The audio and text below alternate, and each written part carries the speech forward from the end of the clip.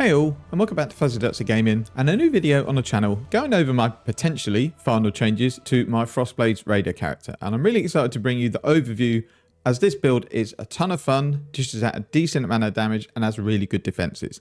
The builders breeze through Ubers, simulacrums, and juiced wisp maps. Now, word of warning, the build isn't cheap, but if you have the playtime, there's no reason you cannot farm a ton of currency this league. I've not touched a league mechanic in weeks and I'm still swimming in more divines than I can spend. Really, the only thing that is stopping you from making currency is if you just don't have the time, and if that's the case, then fair enough. I'll try and go over a more budget version at the end of the video. So let's firstly go over why Raider. Now, I do think this character could be pushed much further on other Ascendancies, but Raider is my baby, so I wanted to stay with it. It also helped that my Raider is level 100, and for whatever reason, this league I really don't want to put more characters through the campaign. So even though you can get a lot of Raider Ascendancy on gear, I do run a few uniques on the build. It just means I'm then free to gear the character a lot easier without needing to make sure every gear has ailment immunity and spell suppression. What it also means is if I do find suppression on gear, I can drop lots of nodes from the tree, which can be then used to take more damage nodes or cluster jewels. Now, the build took a very long time to finalize, and I'm still looking at individual bits that I can tweak. So I will go through what you need to do to build the character in terms of what stats you need to aim for overall, rather than trying to go through every bit of gear I've got, because there's some charms that maybe they aren't available, same with jewels. If you go and look for these exact specific mods, they either won't be available or there'll be a ridiculous amount of currency. Where I've crafted items, I'll go through the crafting methods I used. I have no idea whether they're the most optimal, but because, as I said, I had a ton of currency, I wasn't that bothered about making sure the method I used was the most cost-efficient method. In terms of doing one particular thing, there are better builds for every single part of the game, but I wanted something that could do any content that I wanted. So you wouldn't pick this build if you wanted to just farm Ubers because it's slower and you're at risk potentially of bricking them. You're not going to do it for mapping because something like Tornado Shot would be quicker. It's very good at simulacrums and I haven't really had any issues plowing through those. So if you did want a specific build, this actually is a pretty decent one for simulacrum. This is just a character I want to use to do the rest of my challenges, so I want it to be able to do everything, and so far it's come up trumps. So the first thing we'll go through is the auras in the build, because they add up a massive amount of our offense and defense. So I will go through the gear, but I'll just go through Mage Blood first. So I'm running Mage Blood. You don't have to. I do think a Stygian Vise or even a Darkness Enthroned can work really, really well. I'm just a lazy gamer. I want to go as quick as I can and I don't want to have to use flasks. That is really the only reason I'm using it. So along with that, we've got a Jade Flask and a Granite Flask for defenses, Silver Flask for damage and speed, and Quicksilver again for damage and speed. As you can see, we're using a Progenesis Flask. So when hit during the effect, 25% of life that's lost from damage taken occurs over 4 seconds instead. So it just means that you can take a bigger hit before you die. The reason I've gone through these first is it combines with the auras that we're using. So we've got two different sets of auras in the build. Some are reserved from life and some are reserved from mana. The way I've set this up, I do need an Enlighten level 4. You can ease that by going to level 3 and maybe getting some reservation on charms. But I'll just go through the way I've built it. So the first aura we're using is Petrified Blood. I'm not going to explain exactly how this works, but essentially it does similar to Progenesis, and that when you take a hit, it ignores a percentage of it, and then a lot of it then you lose over time instead. But what it does mean is that you can't go above low life unless you use a flask. So you are halving your life, but you're giving yourself a much more bigger hit pool because you're mitigating a lot of the damage, and then a lot more of it you are mitigating over time. What this allows you to do is then obviously reserve half of your life with auras, because it basically serves no purpose whatsoever. So for those auras, I'm running a Vitality, a Precision, and a Defiance banner linked with Arrogance so that it reserves life and gives me increased aura effect. We're running Determination, we're running Hatred, and then an Enlighten level 4 to make sure I can run the auras. And then we're just running a Herald of Ice as well. So as you can see, we have got a lot of auras in the build, really split half and half between defense and damage. In terms of the 6 link I've gone for, we've gone for Frostblades, Awaken Multi-Strike, Awaken Daily Damage with Attacks, Inspiration, Awaken Added Cold, and Nightblade support. If you wanted to do things slightly cheaper, Awaken Multi-Strike is an insanely expensive gem. It's more than a Mage Blood, so you could obviously just get normal Multi-Strike in here. Outside of the auras, we have our mark on hit setup with Assassin's Mark and Life Tap. In the shield, Whirling Blaze for movement. You don't need faster attacks linked to it. It was super quick anyway. Molten Shell just on left click, and then Flame Dash for grasping vines and things like that. And then we have a multi-totem setup with Vile Ancestral Warchief and Ancestral Protector, just to give us a nice big boost for bossing. Yes, GGG, it absolutely sucks that we have to do this to get enough damage. Please fix it. And that's kind of all of the gem links on the build. It's a very straightforward build, especially with Mage Blood. We'll do a quick map showcase at the end, but yeah, you essentially run through, blow up packs, go to the next one, blow up the next pack. Because we've got really good defenses, I've been doing juiced up harvest with wisp farming, and I can just stand in the middle of a plot, hold down my right click, and then just wait until everything dies. So we'll go through the gear. I will go through crafting for the items that I crafted myself.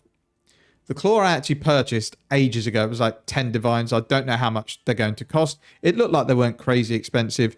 You essentially want either big fizz and big cold damage, or big cold damage and something like big lightning damage. Then you want crit chance, attack speed, and Ellie Pen. Now, I got quite lucky and got accuracy on my claw. If you can't get it, go for it on gloves instead of spell suppression and find the suppression elsewhere, or just forgo resist on the gloves and have suppression and accuracy at the same time. I think if you don't go for accuracy, you're going to need to waste points getting some accuracy nodes. The helmet is Heat Shiver, and it has to have the 90% reservation multiplier if you're following the build. Otherwise, you won't be able to run your auras. These aren't particularly expensive. I think this cost me a divine a few weeks ago. I don't think they're much more now. The gloves of Ralakesh's Impatience to basically always give us the boost from Frenzy, Power, and Endurance charges. I spent quite a lot of currency getting +1 maximum endurance charges. It's a nice to have. We've already gone through Mage Blood. We'll go through the ring, which is Circle of Fear. This is just a big damage boost because we're using Herald of Ice. We've got 56% increased buff effect and 66% increased cold damage, along with flat cold damage on the ring, and then some implicits of crit multi and cold damage. These can be as cheap or as expensive as you want, depending on the implicits that are available. The exact ones I wanted weren't available. I wanted +1 Frenzy. That was like a mirror. Didn't want to spend that. Went down to some other mods I'd be interested in. They weren't available either. So I basically just scanned all of the listings until I found one that I liked. And lastly, a very, very important part of the build is Yoke of Suffering. This allows all of our elemental damage to shock. So with some of the things we've got on the tree and in charms, this allows us to shock for 50% on the majority of enemies, and it's about a third of our damage. There is no way you can replace this amulet without rejigging the whole build. I've allocated Sovereignty because I needed it for my mana reservation. Again, you can maybe look to get those in with some charms because they are not as crazy expensive as they were last week. So that's the easy stuff. So let's go through the rares. The ring is whatever really you need to cap the missing parts of your build. I wanted crit multi, some chaos res, Ellie damage, life, and non-channeling skills. The way you craft nearly all of these rings is you do your suffixes first, whether that's through essences or fossils or spamming. Then you lock the suffixes, you veil chaos, and then you try and unveil life, and then you craft non-channeling skills. As I say, there are loads of tutorials about how to craft rings, so I'm not going to go through it. That's fairly straightforward. The shield is spell suppression, ailment avoidance, life, and resistances. You can either buy these. I don't think they're going to be crazy expensive. I bought the fractured base, then I used the very cheap harvest craft of lightning because that can also give you ailment avoidance until it decent suffixes. Then I locked the suffixes and re-rolled life in harvest. Because I've got a ton of currency, I was basically willing to do this until I hit big life. As it turned out, we also hit pretty decent evasion.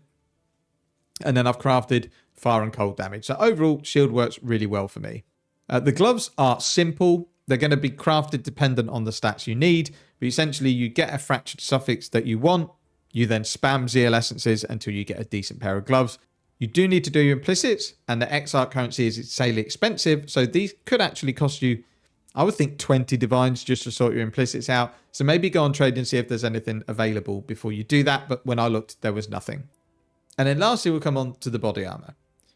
I essentially wanted every single stat that you can see on here. I wanted massive armor and evasion. I needed big suppression, chaos resistance, and I wanted fizz damage reduction. And then I wanted to be able to craft fizz taken as the prefix. So the way I've gone about this, I've bought a spell suppression base. It was actually really cheap. It was about 25C.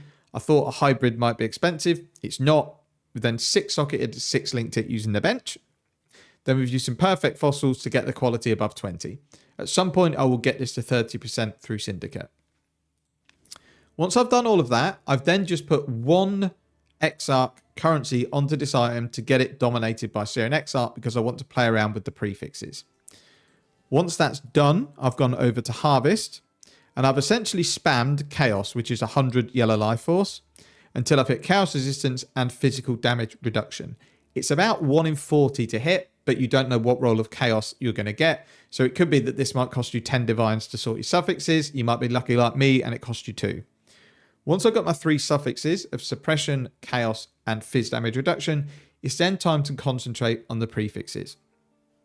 Now I could have gone for an Unveil if I wanted to put life on the body armor, but I don't. I want this body armor to have no life so I can use the 15% mastery. So what I've done is I've then locked the suffixes and scoured the item. So then all I'm left with is Chaos Res, Fizz damage reduction, and Suppression. Then what I'm doing is basically using Eldritch, Exalts, and Annulments to get the mods I want because those currencies are very, very cheap at the moment. So all I would do is go over to the crafting bench and I will block the most common outcome, which I don't want, which is obviously life. So we're then left with this chest piece with 3 suffixes and a life roll. And I'm then just using an Eldritch Exalt to see what mod it puts on. If I don't like it, I'll remove the crafted life and annul that mod off. And then carry on again. Put the life back on Exalt. And I was essentially doing that until I hit half decent armor and evasion and half decent percentage armor and evasion. There may be better ways to do this. I have no idea. But as I say, I wasn't worried about currency. I just wanted to get the stuff crafted. So eventually we ended up with this chest piece that is really, really nice. For the implicits, it's Hatred Aura effect and increase non-curse aura effect. I've gone ham on this and I've pushed Hatred all the way up to tier 1. You don't have to. It's just whatever level you're happy with currency-wise. I didn't want to push the red any higher because it's very, very expensive to do so. Even just crafting this with grands because they're about 6 of divine. I think it cost me around 25 divines to do that. There's obviously cheaper ways to do it, but I just wanted to get it done. I think that's it for the gear. So we'll go over the charms and the that which was taken combined as one, because these are the mods essentially you're going to need somewhere on these items, but it might be those exact ones aren't available. So the that which was taken, the mods that matter, I've got increase effect of non-damaging ailments with crit, melee hits fortify, and chance to suppress spell damage. You might not need the suppression, but I needed to find it so I could drop it on the tree and 1 item. So for me, it's mandatory to have this on 2 items. We've then got big crit chance while at maximum power charges, and then take no extra damage while elusive from critical strikes. I'm elusive all the time through Nightblade as long as I've attacked something in the last 4 or 5 seconds. So it essentially means in Wisp maps and maps with tons of crit multi and crit chance, I don't have to worry about it. It's kind of a dead mod for me. This one is optional. You can do whatever you want in this charm slot. I've gone for Ellie Pen and Chaos Resistance. Ideally, I wanted another crit one, but it didn't exist with Chaos Resistance. And then here, you definitely need these 2 mods. Crit strikes have Culling Strike, nice big boost to your DPS, and cannot be stunned while fortified. So combined with melee hits fortify over here, then that gives us a ton of defenses and quality life because we're never ever going to get stunned. We'll stick with the dual topic for now. It's a lethal pride with as much double damage and intimidate as you can get. I think I have 2 double damage and 1 intimidate. Watcher's Eye, you can be as cheap or as expensive as you want. I've gone middle of the road. I think this is about 180 divines. I've gone for Fizz damage reduction, crit multiply with precision, and cold damage with hatred. I wasn't searching for one specific duel. I just put lots of mods in that I wanted a combination of 3 and saw what came up. This, yeah, I think it was about 180 divines, but I honestly can't remember. But you could just go 2 mods, maybe a precision mod and a hatred mod. They're not mega expensive. Or you could just go something like penetration when affected by hatred, and there'll be a few divines. We have rare jewels in the build as well. It's basically a combination of crit multi and life. So we've got 1 here. We have 1 down here. And then we have another one without life with corrupted blood, because with life it was like I would have to remortgage my house to buy this jewel, and I decided that wasn't a very good idea because my wife would probably kill me. And that's it for the jewels. There's nothing particularly special. You just need a decent Watcher's Eye, decent That Which Was Taken, a Lethal Pride to get more damage, and then whatever rare jewels you want to put into the build. I'm not going to go through the tree. It's a standard claw tree. There's just a couple of changes to what I would normally do. I will normally go in this area here because the suppression, movement speed, resistance, damage is all good. But I don't need the suppression and I don't need the resistances. So for me, that's too many points just to get a couple of things. So that's freed up points for me to go elsewhere. I've decided to go here to get the extra armor and evasion, extra onslaught effect, and more defenses with a mastery. This potentially is overkill. You can maybe go up and get primeval force instead. You can maybe go and get something like tons of life on hit. There's loads of things you could do, but that's kind of the option I've gone for, but feel free to play around with it. In terms of the cluster jewels, I historically have always used elemental cluster jewels, and they are definitely not as good, especially when you consider we overleech with petrified blood. So both my jewels are martial prowess, feed the fury, fuel the fight. It's tons of damage, attack speed, accuracy, and lots of boosts when you're leeching. And like I say, when you're in combat with petrified blood, you are always leeching.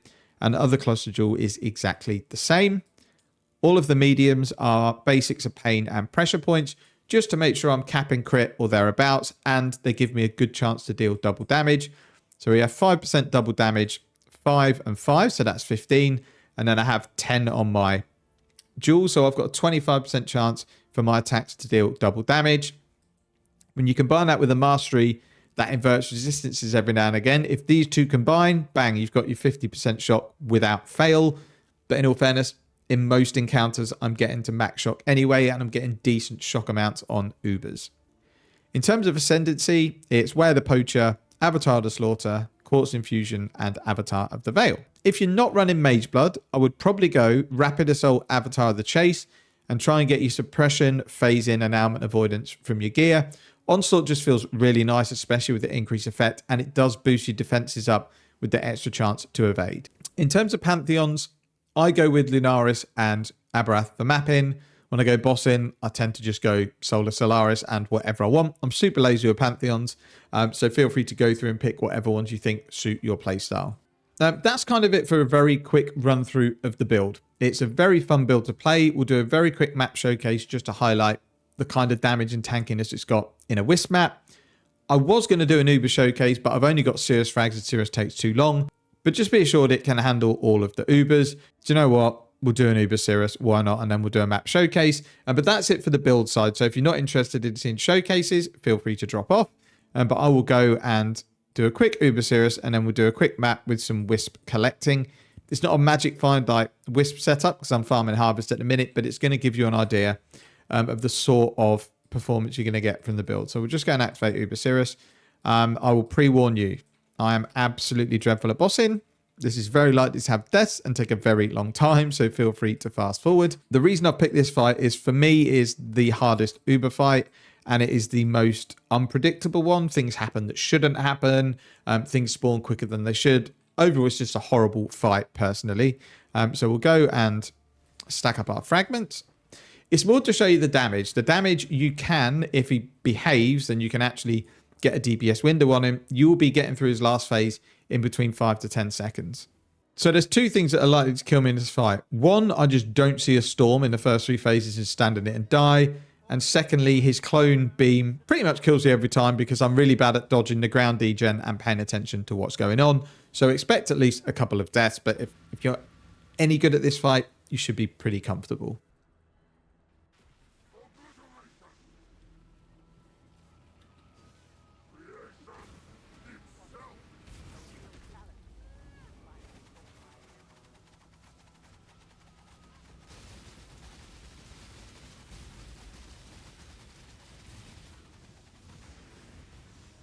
I shouldn't have gone that way, but that's first phase done.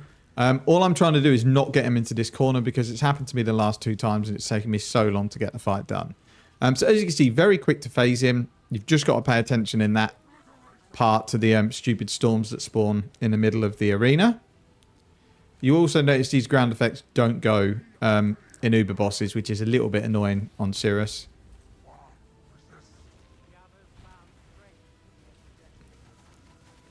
You just have to take your time on these fights, which is what I'm not very good at. I super panic about everything. I don't think that's going to get me from there. It's not.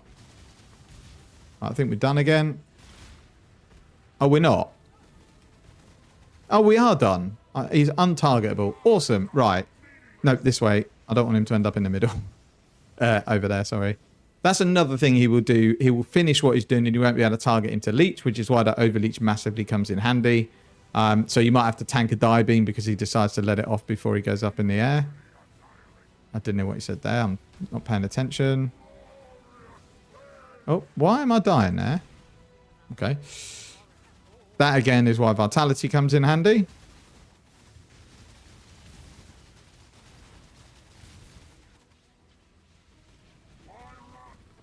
Okay, first 3 phases done. This phase, if he behaves, should be easy. If not, I'll die to his clone beam. Guaranteed. This isn't even a I might die to it. I will die to it. And I've ended up with him very near the corner again, which is always nice. Oh no, not too bad. So just need to pay attention for all his degens that he's going to put on the floor.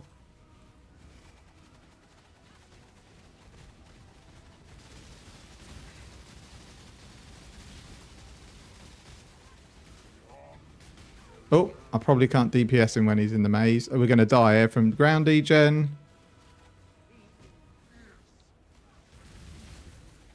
Yeah, that was rubbish. I actually dodged it for once.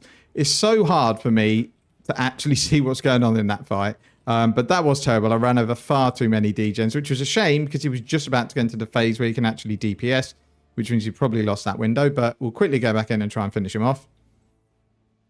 I was so proud that I avoided the beam, I then didn't pay attention and died. I don't know how people do this in the bloody gauntlet. It's insane. So, we might get die beamed off screen.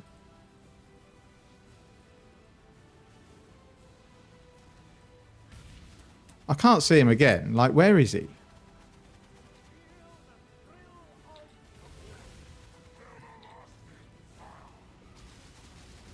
Right.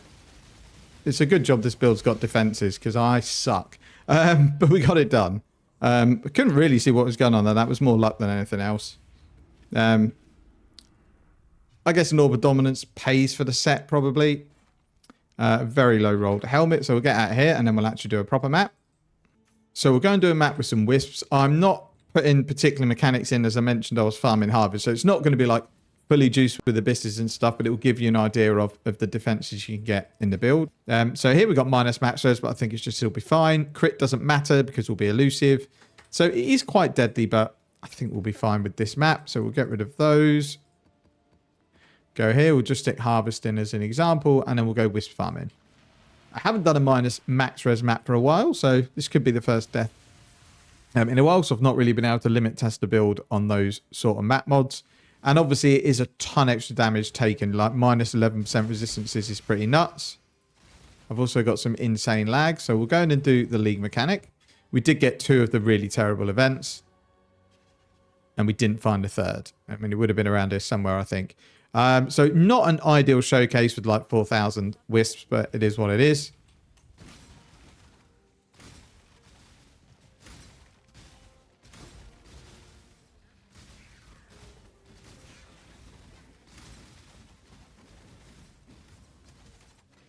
So I'm going to take all our quant bonuses for harvest.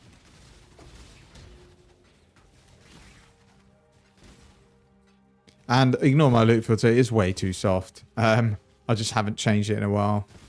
I guess we can go and do the Abyss just in case it spawns a Spire. I mean, we don't have extra proj on the map, but it's more monsters, I guess.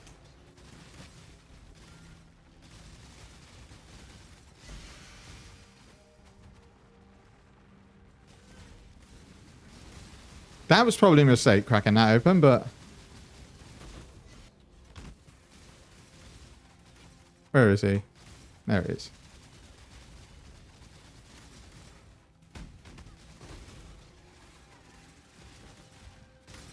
Yeah, I did actually worry a bit about that with the minus max res, but... Oh, there was a massive chaos degen as well. I thought my life was going down a bit too quick for my liking. It's me being blind again. Great. Crit shrine run on crit capped. Always good.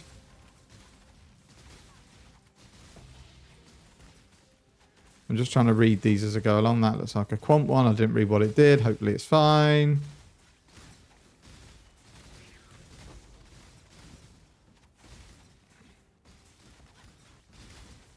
That one's terrible. Don't want any of that.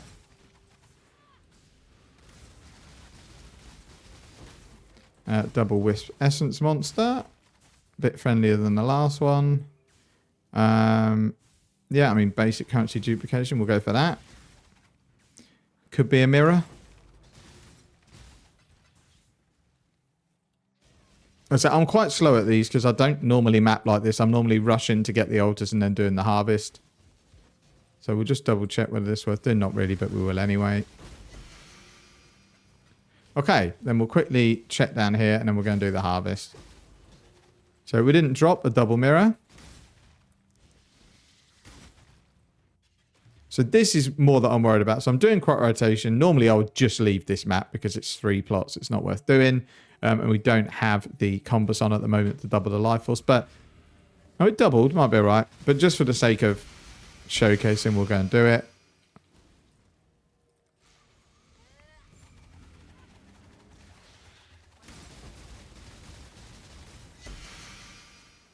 Okay, so then we've got 2 yellows that we want to try and buff up. So that one's got 5. That one's already got a T3. So we'll go and do this blue. So I would have walked out of this harvest because it's not going to yield enough life force to make it worthwhile. 4's not terrible.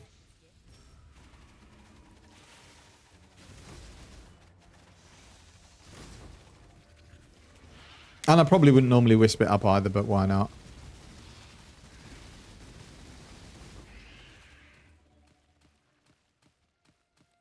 Yeah, pretty terrible. But it kind of showcased the build. And if we look at the defenses, we've got 64% of all our resistances, so not ideal. Debuff-wise, I don't think we had anything bad on. Like reduced recovery rate of life is a little bit bad. Chill Ground doesn't do anything. Sap doesn't do anything. We don't have power charges. Oh, 48% additional fizz reduction is actually awful. So yeah, it's good to survive that map. But that was kind of a slow, scuffed showcase because I'm not the quickest mapper in the world. But overall, the uber bossing potential's there. The mapping's definitely there. Where I think I've enjoyed the build the most is Simulacrum. It felt really, really good, really comfortable. It's just the fact that I don't know if I love that type of content. I think that's it for the build. If you've got any questions, feel free to leave them in the video description comments. Like I said, I will try and bring out a budget starter version of this build. It's not going to be like super cheap. I really don't see the point of doing, oh, here's a build for like 10 divines when you can make 10 divines in an hour in white maps with any character. So I think it's going to have a budget of, I would say around 50 divines, but it's not going to have things like, you know, Mage Blood, Awaken, Multi-Strike, Giga Chad, Watcher's Eyes. It's hopefully going to be a fairly budget version that can do a lot of content and you can have some fun with. That's it for the video. Thanks for watching. Take care and see you in the next one.